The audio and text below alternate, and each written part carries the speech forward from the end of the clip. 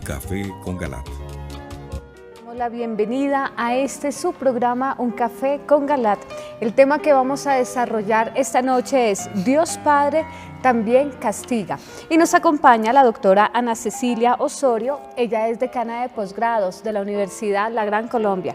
También está con nosotros Moisés Rojas, quien es docente y escritor, y nos acompaña esta noche también el señor Juan Carlos José Galat, presidente de la Universidad La Gran Colombia. Bienvenidos. Buenas noches, teleamigos y teleamigas.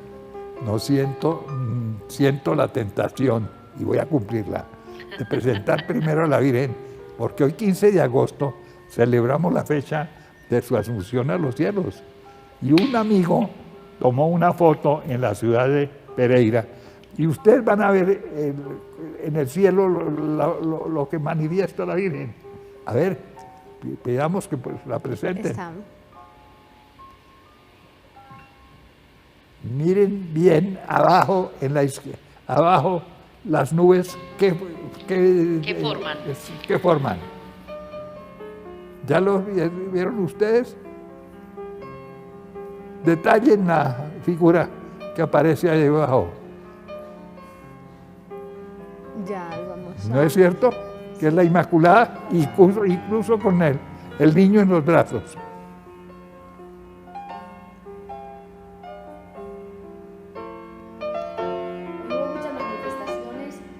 Sol, porque muchas personas tomaron véala ahí. La vestida de sol. Sí. Vestida de sol quiere decir vestida de Dios. La Virgen del Apocalipsis. Que le decía, doctor, que muchas personas tomaron y hubo muchas manifestaciones en el día de hoy en el sol, hubo la danza del sol inclusive. A su alrededor se formó el arco iris en la media luna y luego se formó en todo alrededor del sol. Bueno, que y ahora sí que comencemos a dar el video. Así es. Damos paso entonces para el inicio del video de esta noche acerca de nuestro tema Dios Padre también castiga. Les recomendamos también a nuestros televidentes que aprovechen a escribir sus comentarios durante el video para que así los podamos leer después en el número 320-859-8733.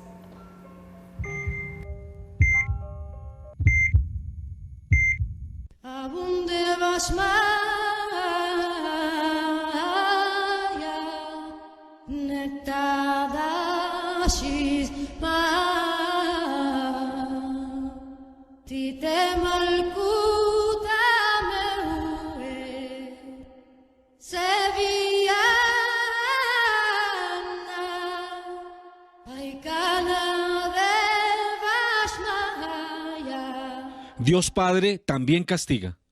Parte 1. Queridos teleamigos, seguimos con esta serie de programas sobre el fundamental tema del Padre Celestial, Abba Padre o Padre Eterno. Este es el tercer programa. Puede haber un cuarto y hasta un quinto, dependiendo de la posibilidad y necesidad.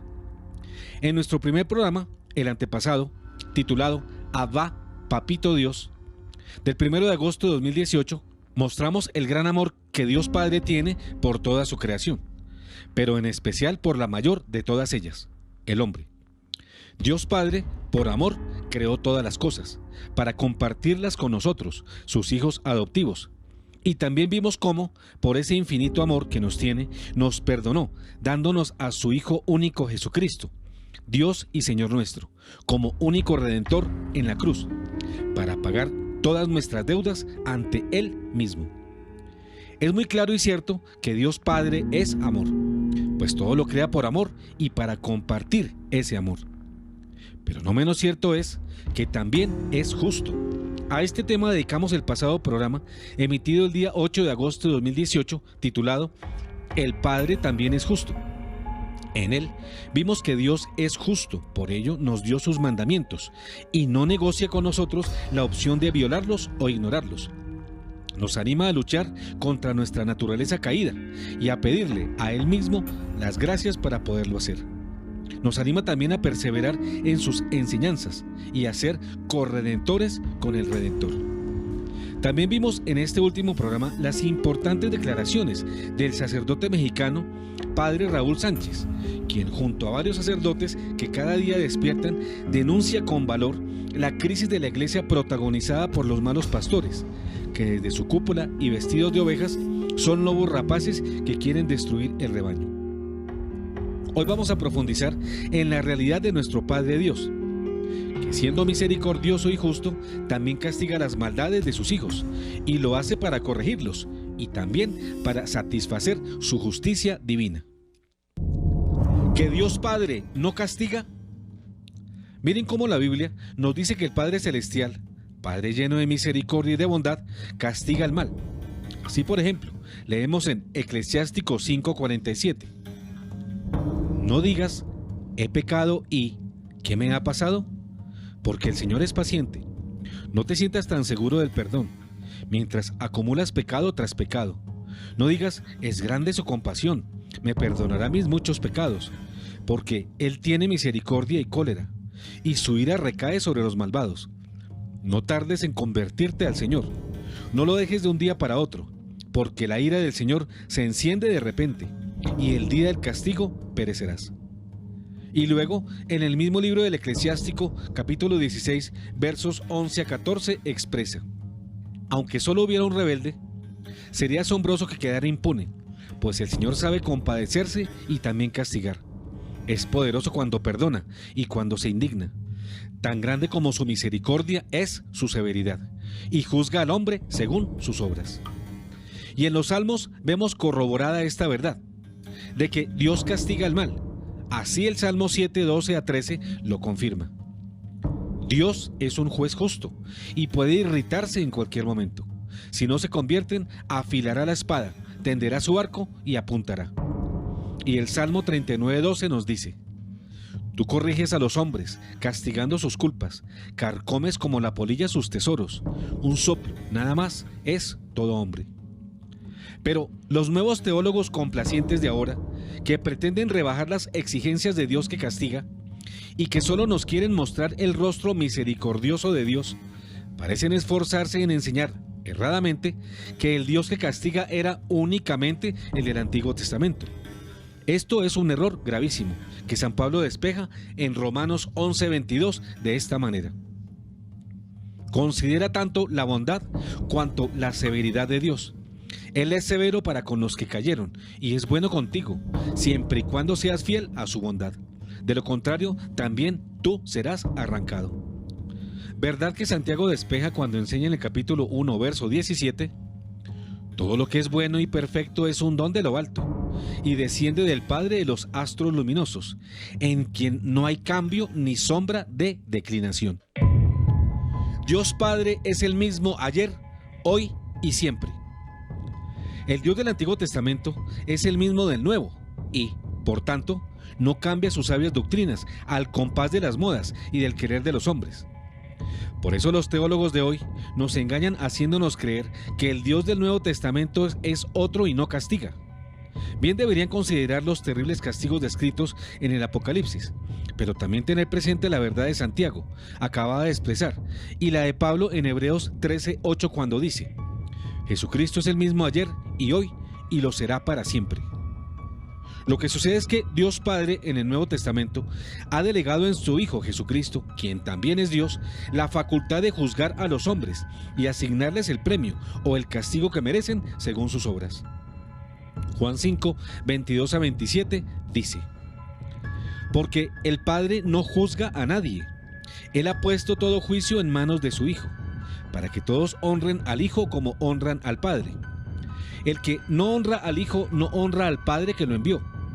Les aseguro que el que escucha mi palabra y cree en aquel que me ha enviado, tiene vida eterna y no está sometido al juicio, sino que ya ha pasado de la muerte a la vida.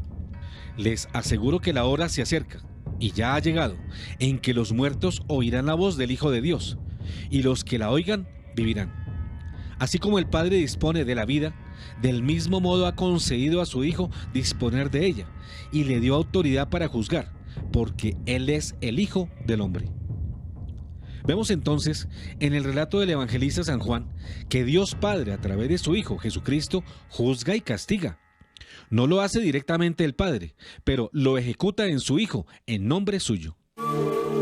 Dios Padre castiga a los hombres. No se diga pues que Dios, misericordioso, es un bonachón que no castiga, porque a través de su Hijo bien amado, Jesucristo, ejerce la facultad de sancionar a quien lo merece por la falta de arrepentimiento de sus pecados y por sus malas obras. El hombre que no se arrepiente del mal que ha hecho y muere impenitente va al castigo eterno. En cambio, el pecador arrepentido de sus culpas y que ha pedido perdón a Dios cambia su suerte y obtiene la salvación. Así lo señala el profeta Ezequiel en el capítulo 18, versos 23 a 27 al decir: la persona que peca, esa morirá. El Hijo no cargará con las culpas del Padre, ni el Padre cargará con las culpas del Hijo. Sobre el justo recaerá su justicia, y sobre el malvado su maldad. Pero si el malvado se convierte de todos los pecados que ha cometido, observa todos mis preceptos y practica el derecho y la justicia, seguramente vivirá y no morirá. Ninguna de las ofensas que haya cometido le será recordada. A causa de la justicia que ha practicado, vivirá. ¿Acaso deseo yo la muerte del pecador, oráculo del Señor, y no que se convierta de su mala conducta y viva? Pero si el justo se aparta de su justicia y comete el mal, imitando todas las abominaciones que comete el malvado, ¿acaso vivirá? Ninguna de las obras justas que haya hecho será recordada. A causa de la infidelidad y del pecado que ha cometido, morirá. Ustedes dirán: el proceder del Señor no es correcto. Escucha, casa de Israel. ¿Acaso no es el proceder de ustedes y no el mío el que no es correcto? Cuando el justo se aparta de su justicia, comete el mal y muere. Muere por el mal que ha cometido. Y cuando el malvado se aparta del mal que ha cometido para practicar el derecho y la justicia, él mismo preserva su vida. Dios Padre castiga a las naciones. Pero no solo se trata de la suerte de personas individuales. La misma regla aplica a Dios a las naciones, como nos lo relata en el profeta Jeremías en 18:7-10 de esta manera: a veces yo hablo con respecto a una nación o a un reino, de arrancar, derribar y perder. Pero si la nación de la que hablé se convierte de su maldad, entonces me arrepiento del mal que había pensado infringirle. Otras veces hablo con respecto a una nación o a un reino, de edificar y plantar. Pero si esa nación hace lo malo a mis ojos, sin escuchar mi voz, entonces me arrepiento del bien que había prometido hacerle. Y el mismo Jeremías lo reafirma en el capítulo 36, versos 6 y 7, de esta manera: por eso irás tú, y leerás las palabras del Señor en el rollo que has escrito bajo mi dictado. Lo harás a oídos del pueblo, en la casa del Señor, en el día del ayuno, y que lo oigan también todos los hombres de Judá que vengan a sus ciudades. Tal vez su plegaria llegue hasta el Señor, y se vuelva cada uno de su mal camino, porque es grande la ira y el furor con que el Señor ha amenazado a este pueblo. Todo lo anterior nos muestra que, en efecto, Dios es misericordioso y compasivo, y premia el bien, pero también su justicia lo lleva a castigar el mal. Y esto que fue ayer en el Antiguo Testamento sigue siendo lo mismo en el Nuevo, solo que Dios Padre ha delegado a su Hijo Jesucristo la facultad de juzgar y sancionar. Aclarado este punto, veamos entonces algunas muestras de cómo Dios desde antiguo, pero también hasta ahora, aplica sus castigos al mal proceder sin arrepentimiento, tanto de los hombres como de las naciones. Dios Padre castiga a Adán y a Eva. Comencemos por Adán y Eva y veamos cómo fueron merecedores del castigo divino por su desobediencia. El Padre amoroso, creador y dador de vida, advierte a sus hijos de un castigo si estos no se sujetan a su ley. Por ello, por justo y todopoderoso, castiga la maldad de su criatura, que optó por la maldad. Hecho descrito en el libro del Génesis, capítulo 3, versos 11 a 24, de esta manera: Él replicó: ¿y quién te dijo que estabas desnudo? ¿Acaso has comido del árbol que yo te prohibí? El hombre respondió: la mujer que pusiste a mi lado me dio el fruto y yo comí de él. El Señor dijo a la mujer: ¿cómo hiciste semejante cosa? La mujer respondió: La serpiente me sedujo y comí. Y el Señor Dios dijo a la serpiente: por haber hecho esto, maldita seas entre todos los animales domésticos y entre todos los animales del campo. Te arrastrarás sobre tu vientre y comerás polvo todos los días de tu vida. Pondré enemistad entre ti y la mujer, entre tu linaje y el suyo. Ella te aplastará la cabeza y tú le acecharás el talón. Y el Señor Dios dijo a la mujer: multiplicaré los sufrimientos de tus embarazos.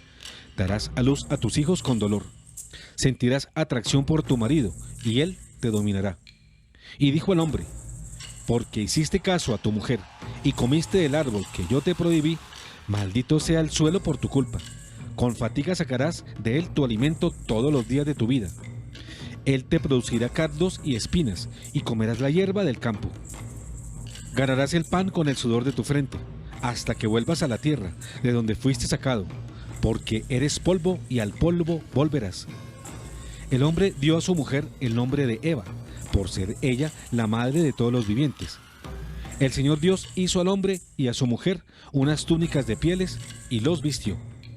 Después el Señor dijo: el hombre ha llegado a ser como uno de nosotros en el conocimiento del bien y del mal. No vaya a ser que ahora extienda su mano, tome también del árbol de la vida, coma y viva para siempre. Entonces expulsó al hombre del jardín del Edén, para que trabajara la tierra de la que había sido sacado. Y después de expulsar al hombre, puso al oriente del jardín del Edén a los querubines y la llama de la espada zigzagueante, para custodiar el acceso al árbol de la vida. Dios Padre castiga a Caín por fratricida. Pero Dios también castigó a Caín, el hermano de Abel, por haberlo asesinado por envidia. Hecho descrito en Génesis 4, 9 a 16. Entonces el Señor preguntó a Caín: ¿dónde está tu hermano Abel? No lo sé, respondió Caín. ¿Acaso yo soy el guardián de mi hermano? Pero el Señor le replicó: ¿qué has hecho? Escucha, la sangre de tu hermano grita hacia mí desde el suelo. Por eso maldito seas lejos del suelo que abrió sus fauces para recibir la sangre de tu hermano derramada por ti. Cuando lo cultives, no te dará más su fruto, y andarás por la tierra errante y vagamundo. Caín respondió al Señor: mi castigo es demasiado grande para poder sobrellevarlo. Hoy me arrojas lejos del suelo fértil. Yo tendré que ocultarme de tu presencia y andar por la tierra errante y vagamundo. Y el primero que me salga al paso me matará. Si es así, le dijo el Señor, el que mate a Caín deberá pagarlo 7 veces. Y el Señor puso una marca a Caín, para que al encontrarse con él, nadie se atreviera a matarlo. Luego Caín se alejó de la presencia del Señor, y fue a vivir a la región de Nod, al este del Edén. Dios Padre castiga con el diluvio universal.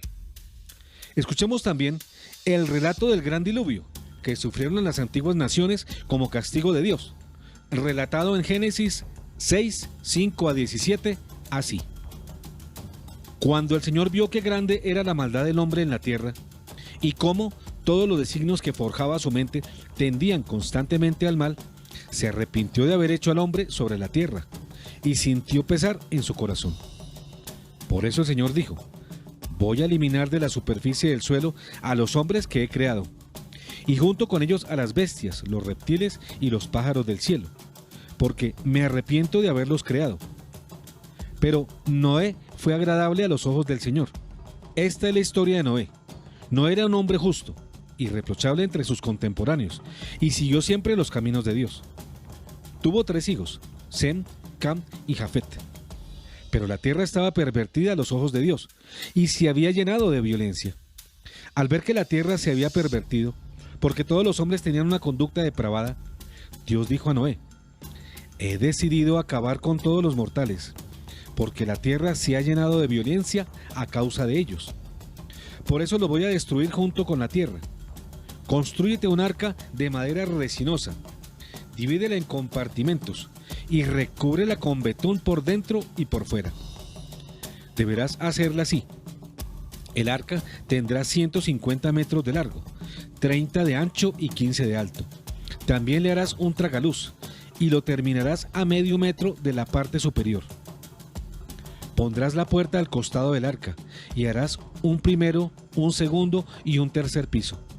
Yo voy a enviar a la tierra las aguas del diluvio para destruir completamente a todos los seres que tienen un aliento de vida. Todo lo que hay en la tierra perecerá. Y en Génesis 7, 6, 24 continúa el relato. Cuando las aguas del diluvio se precipitaron sobre la tierra, Noé tenía 600 años. Entonces entró en el arca con sus hijos, su mujer y las mujeres de sus hijos, para salvarse de las aguas del diluvio. Y los animales puros, los impuros, los pájaros y todos los seres que se arrastran por el suelo entraron por parejas con él en el arca, como Dios se lo había mandado. A los 7 días las aguas del diluvio cayeron sobre la tierra. Noé tenía 600 años y era el 17º día del segundo mes. Ese día desbordaron las fuentes del gran océano y se abrieron las cataratas del cielo. Y una fuerte lluvia cayó sobre la tierra durante 40 días y 40 noches. Ese mismo día habían entrado en el arca Noé, sus hijos Sem, Cam y Jafet, su mujer y las 3 mujeres de sus hijos, y junto con ellos los animales de todas las especies, las fieras, el ganado, los reptiles, los pájaros y todos los demás animales con alas. Todas las clases de seres que estaban animados por un aliento de vida entraron con Noé en el arca, y lo hicieron por parejas, machos y hembras, como Dios se lo había ordenado. Entonces el Señor cerró el arca detrás de Noé. El diluvio se precipitó sobre la tierra durante 40 días. A medida que las aguas iban creciendo, llevaban el arca hacia arriba, y ésta se elevó por encima de la tierra. Las aguas subían de nivel y crecían desmesuradamente sobre la tierra, mientras el arca flotaba en la superficie. Así continuaron subiendo cada vez más, hasta que en todas partes quedaron sumergidas las montañas, incluso las más elevadas. El nivel de las aguas subió más de 7 metros por encima de las montañas. Entonces perecieron todos los seres que se movían sobre la tierra: los pájaros, el ganado, las fieras, todos los animales que se arrastran por el suelo, y también los hombres. Murió todo lo que tenía un aliento de vida en sus narices, todo lo que estaba sobre el suelo firme. Así fueron eliminados todos los seres que había en la tierra, desde el hombre hasta el ganado, los reptiles y los pájaros del cielo. Solo quedó Noé y los que estaban con él en el arca. Y las aguas inundaron la tierra por espacio de 150 días. Dios Padre castigará con nuevas inundaciones en nuestro tiempo. Ese diluvio, ya acontecido en el muy antiguo Israel, nos hace recordar el castigo anunciado por Dios a través de la vidente colombiana Lucely Giraldo Franco, abogada y licenciada en idiomas, nacida en Génova, departamento del Quindío, Colombia. Desde pequeña ella tuvo el don de la profecía.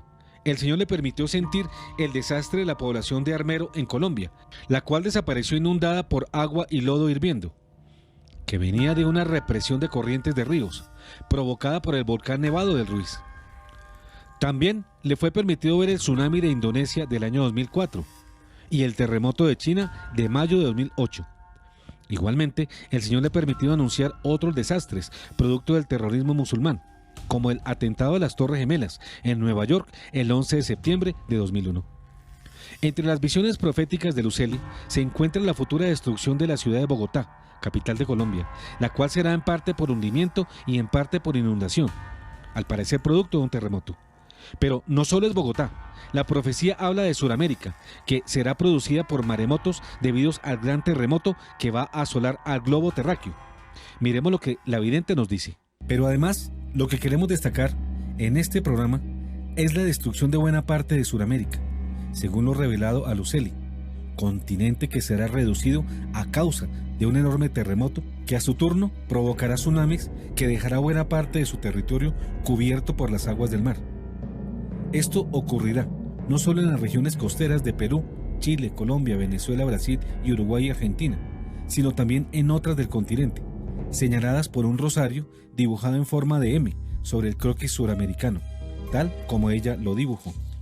Y bueno, y ya después descubrí, estando aquí en Bogotá, que es el mapa, está la M de María y la T, que es la T de los escogidos o de los elegidos, de que habla el Apocalipsis. Y esa es la verdad, hay que rezar el Santo Rosario, ya todo está muy cerca. me fue dado ese mapa. Yo no conozco en tantos años pues un mapa donde esté el sello de la Santísima Virgen, porque está sellado el mapa. ¿Tiene algo que ver este diagrama con algunas profecías que hablan de unas zonas muy grandes del continente inundadas e invadidas por el mar? ¿Tiene algo que ver este diagrama con eso? Sí, yo sí creo que sí, porque siempre sostuve que le dije al sacerdote que yo no sabía si eso era lo único que está cubierto, lo único que iba a quedar de Sudamérica o de la Tierra cuando la Tierra diera este giro de 180 grados. Obviamente ahí se ve que lo que es la costa pacífica, la costa atlántica de Colombia se va porque se va. Cuando yo vi el diagrama, inmediatamente lo relacioné con varias profecías, entre ellas recuerdo muy bien la de Germán Guarín, que habla concretamente de una inundación muy grande en esta zona del continente, concretamente aquí, que cubre gran parte de Venezuela y de Colombia. Sí. ¿Está relacionado eso con esto? ¿Vendría a ser inundación? ¿El mar llegaría hasta este lugar? Sí, claro. Podríamos decir, según lo que usted refirió, lo único que va a quedar de Sudamérica. Lo único que va a quedar de Sudamérica es lo que está contenido. O de la Tierra. En este espacio, no en este, el azul. El azul es lo único que queda. Según la visión que usted recibió. Según el sueño que tuve. Y el mapa es muy preciso. Pienso que eso será a una altura de 1500 metros sobre el nivel del mar. La verdad no sé, pero ahí está lo único que va a quedar de Sudamérica o de la Tierra. Dios Padre castiga la soberbia de los constructores de la Torre de Babel. Con la Torre de Babel, el hombre de ese tiempo retó la autoridad de Dios y quiso ponerse por encima de él. Por ello, Dios Padre confunde y castiga a este pueblo. Génesis 11:1-6 nos relata este acontecimiento. Todo el mundo hablaba una misma lengua y empleaba las mismas palabras. Y cuando los hombres emigraron desde Oriente, encontraron una llanura en la región de Senaar y se establecieron allí. Entonces se dijeron unos a otros: vamos, fabriquemos ladrillos y pongámoslos a cocer en el fuego. Y usaron ladrillos en lugar de piedra, y el asfalto les sirvió de mezcla. Después dijeron: edifiquemos una ciudad, y también una torre, cuya cúspide llegue hasta el cielo, para perpetuar nuestro nombre, y nos dispersaremos por toda la tierra. Pero el Señor bajó a ver la ciudad y la torre que los hombres estaban construyendo, y dijo: si esta es la primera obra que realizan, nada de lo que se propongan hacer les resultará imposible. Mientras formen un solo pueblo y todos hablen la misma lengua, bajemos entonces y una vez allí confundamos su lengua, para que ya no se entiendan los unos a los otros. Así el Señor los dispersó de aquel lugar, diseminándolos por toda la tierra, y ellos dejaron de construir la ciudad. Por eso se llamó Babel, allí. En efecto, el Señor confundió la lengua de los hombres y los dispersó por toda la tierra. Y ahora, ¿cómo castigará la soberbia y el pecado de las ciudades, que también alzan sus grandes urbes llenas de altísimas torres, como desafío actual al Dios omnipotente? Dios Padre castigó a Sodoma y a Gomorra por la corrupción y aberración homosexual, en donde hombres se echaban con hombres y mujeres con mujeres. Dios castigó a Sodoma, a Gomorra y a otras 3 poblaciones de la misma región por este pecado. ¿Qué pasaría hoy si tuviese que volver a hacer justicia por ese mismo pecado al mundo entero? Probablemente la condena sería más aterradora y merecida que la de ese entonces, porque ya el mundo conoció a Cristo y abjuró de él. En cambio, en el momento del antiguo castigo, Jesús no se había manifestado aún. Veamos con atención lo que pasó cuando Dios decidió castigar en ese entonces a la región de Sodoma. Un relato con mucha relevancia bíblica, comprobado por la ciencia y la arqueología actuales, a pesar de que los teólogos consideren que fue dizque una equivocación de Dios. Pues lo que para ellos fue un error, para nosotros debe constituirse en un acto de justicia de la voluntad de Dios. Muy en contrario a lo que creen los teólogos, demagogos y populistas que hoy abundan, es un gravísimo error pensar que, mientras Jaimito y Luisito se amen y Ángela y Juliana se deseen, pueden proceder sin reato alguno y acostarse como marido y mujer.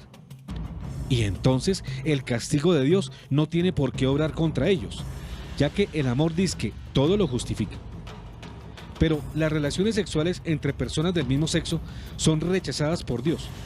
El libro del Levítico claramente lo señala en el capítulo 20, verso 13. Si un hombre se acuesta con otro hombre, como si fuera una mujer, los dos cometen una cosa abominable. Por eso serán castigados con la muerte, y su sangre caerá sobre ellos. Y a propósito, frente a los homosexuales les debemos respeto, consideración y cariño, pero no podemos aceptar su pecado como algo bueno y normal, porque va contra la naturaleza y contra las leyes de Dios. El libro del Génesis, capítulo 19, versos 1 a 29, relata así el castigo de Dios Padre a los homosexuales de la vieja época. Los dos ángeles llegaron a Sodoma al atardecer, mientras Lot estaba sentado a la puerta de la ciudad. Al verlos, se levantó para saludarlos, e inclinándose hasta el suelo, les dijo: ¿Por qué no van a mi casa, duermen ahí y se lavan? Por favor, podrán reiniciar temprano el viaje. Gracias, pero pasaremos la noche en la calle. Pero él les insistió tanto que al fin se fueron con él y se hospedaron en su casa. Lot les preparó una comida, hizo cocinar galletas sin levadura, y ellos comieron. Aún no se habían acostado cuando los hombres de la ciudad, los hombres de Sodoma, se agolparon alrededor de la casa. Estaba la población en pleno, sin excepción alguna, desde el más joven hasta el más viejo. Entonces llamaron a Lot y le dijeron. Entonces Lot salió para comunicar la noticia a sus yernos, los que iban a casarse con sus hijas. Pronto, les dijo, abandonen este lugar, porque el Señor va a destruir la ciudad. Pero sus yernos pensaron que estaba bromeando. Al despuntar el alba, los ángeles instaron a Lot diciéndole: vamos, saca a tu mujer y a tus dos hijas que están aquí, para que no seas aniquilado cuando la ciudad reciba su castigo.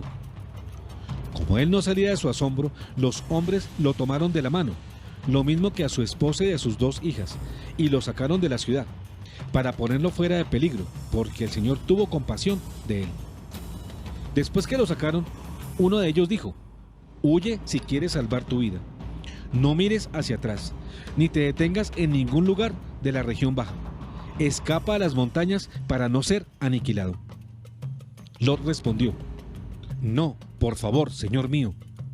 Tú has sido bondadoso con tu servidor, y me has demostrado tu gran misericordia, salvándome la vida.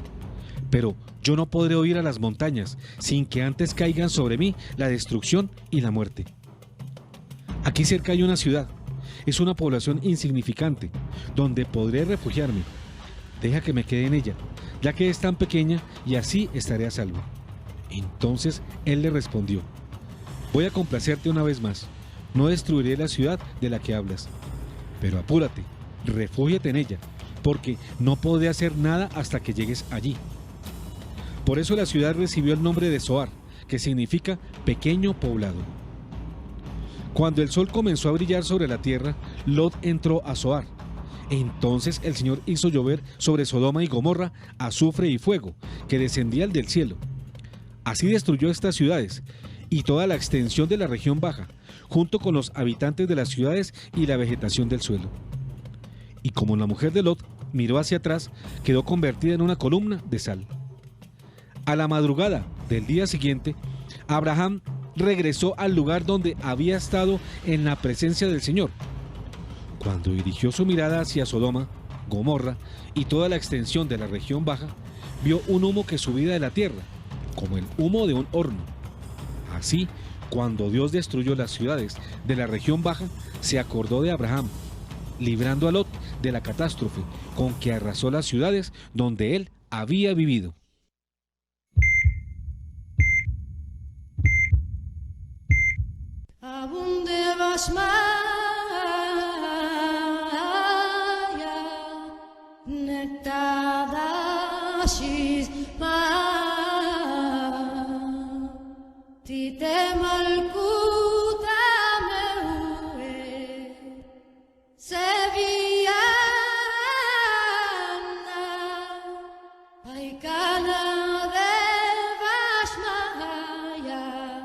Dios Padre también castiga.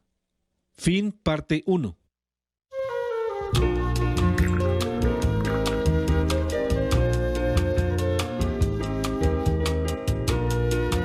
Un café con Galat.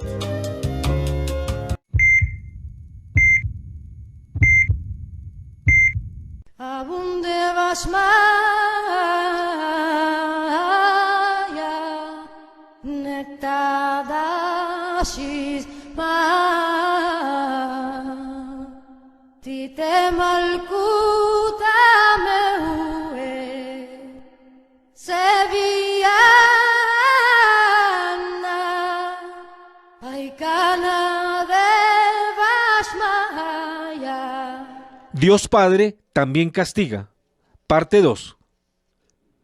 Dios Padre castiga la apostasía de su pueblo. Dios quiere la pureza de la fe y que su pueblo Israel no se contamine de las idolatrías que pululan en todos los pueblos paganos de la antigüedad. Y hace todo lo posible por evitar que su nombre sea cambiado por el de tantos dioses falsos que adoraban los pueblos antiguos. Por eso, cuando Israel cedía a los ídolos de las naciones vecinas y practicaba abominables costumbres y ritos semejantes a ellos, basados en estas idolatrías, el Señor les advertía de su mal proceder para que se enmendaran y les anunciaba castigos si no se corregía.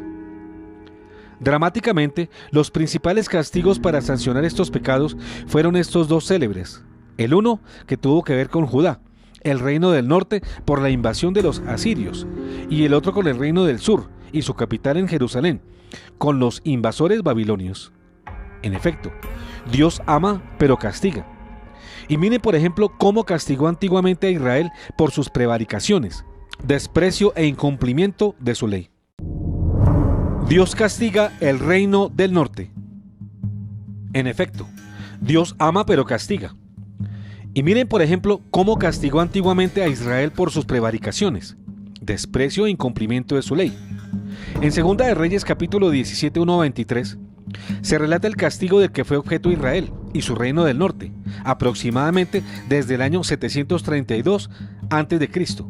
Relato descrito así: Oseas, último rey de Israel, del 732 al 724 a.C. El 12º año de Ahaz, rey de Judá, comenzó a reinar sobre Israel en Samaria Oseas, hijo de Elá, rey de Israel. Él hizo lo que es malo a los ojos del Señor, aunque no tanto como los reyes de Israel que lo habían precedido. Salmanasar, rey de Asiria, subió contra él, y Oseas se le sometió y le pagó tributo. Pero el rey de Asiria descubrió que Oseas conspiraba. Este, en efecto, había enviado mensajeros a So, rey de Egipto, y no había hecho llegar a Asiria el tributo anual. Entonces el rey de Asiria hizo arrestar a Oseas y lo encerró en una prisión. Luego invadió todo el país, subió contra Samaria y la sitió durante 3 años. En el 9º año de Oseas, el rey de Asiria conquistó Samaria y deportó a los israelitas a Asiria.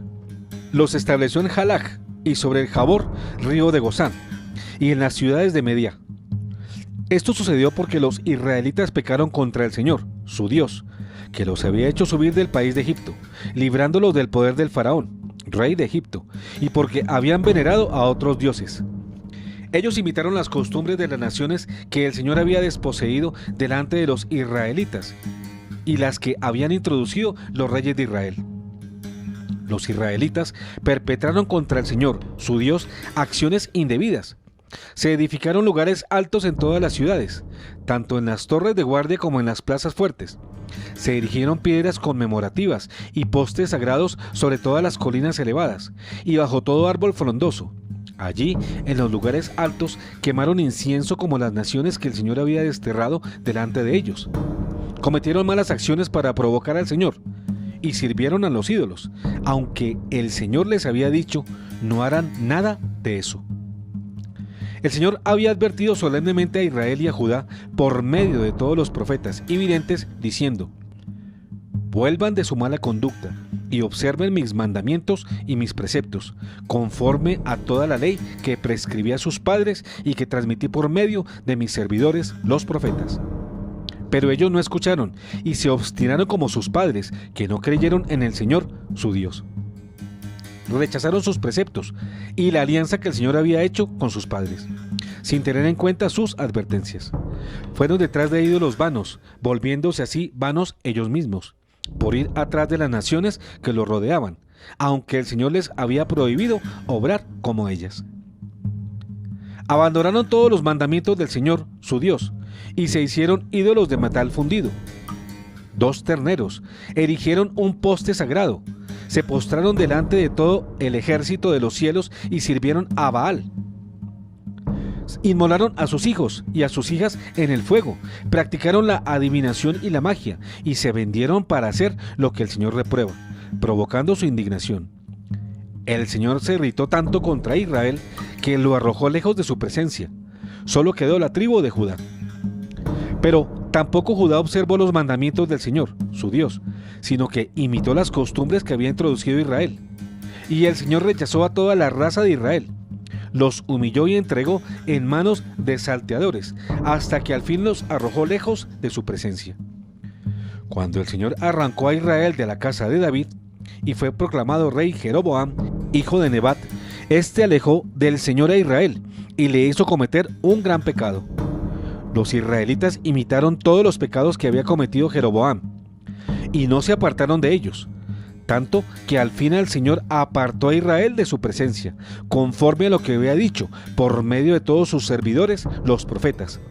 Así Israel fue deportado lejos de su suelo, a Asiria, hasta el día de hoy. Dios castiga el reino del sur. Así como Dios Padre castigó al reino del norte por sus prevaricaciones, infidelidades e idolatrías, de igual modo castiga al reino del sur, con el exilio o destierro en Babilonia, años 586 a 539 a.C., descrito en Segunda de Reyes, capítulo 24, versos 8 a 9, de esta manera. Joaquín tenía 28 años cuando comenzó a reinar, y reinó 11 años en Jerusalén. Su madre se llamaba Zebidá, hija de Pedayas, y era de Rumá.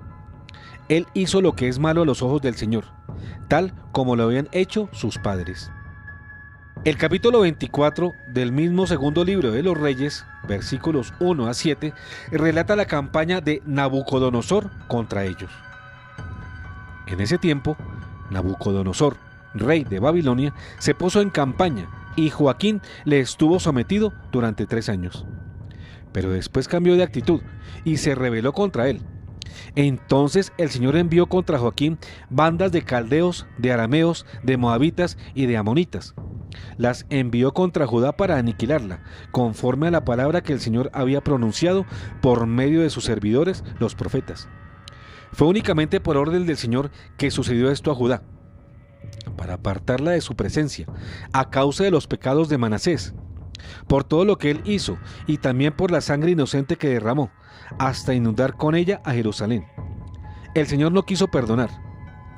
El resto de los hechos de Joaquín, y todo lo que él hizo, ¿no está escrito en el libro de los anales de los reyes de Judá? Joaquín se fue a descansar con sus padres, y su hijo Joaquín reinó en lugar de él. El rey de Egipto no volvió a salir de su país, porque el rey de Babilonia se había apoderado de todo lo que le pertenecía al rey de Egipto, desde el torrente de Egipto hasta el río Éufrates. El reinado de Joaquín y la primera deportación de Judá, del año 598-597 a.C., es relatado por el mismo segundo libro de los Reyes, capítulo 24, versos 9 a 20, de esta manera. Joaquín tenía 18 años cuando comenzó a reinar, y reinó 3 meses en Jerusalén. Su madre se llamaba Nejustá, hija de Elantán, y era de Jerusalén. Él hizo lo que es malo a los ojos del Señor, tal como lo había hecho su padre. En aquel tiempo, los servidores de Nabucodonosor, rey de Babilonia, subieron contra Jerusalén y la ciudad quedó sitiada. Nabucodonosor, rey de Babilonia, llegó a la ciudad mientras sus servidores la sitiaban. Y Joaquín, rey de Judá, se rindió al rey de Babilonia, junto con su madre, sus servidores, sus príncipes y sus eunucos. El rey de Babilonia los tomó prisioneros en el año 8º de su reinado. Luego retiró de allí todos los tesoros de la casa del Señor y los tesoros de la casa del rey, y rompió todos los objetos que Salomón, rey de Judá, había hecho para la casa del Señor, como lo había pronunciado el Señor. Deportó a todo Jerusalén, a todos los jefes y a toda la gente rica, 10.000 deportados.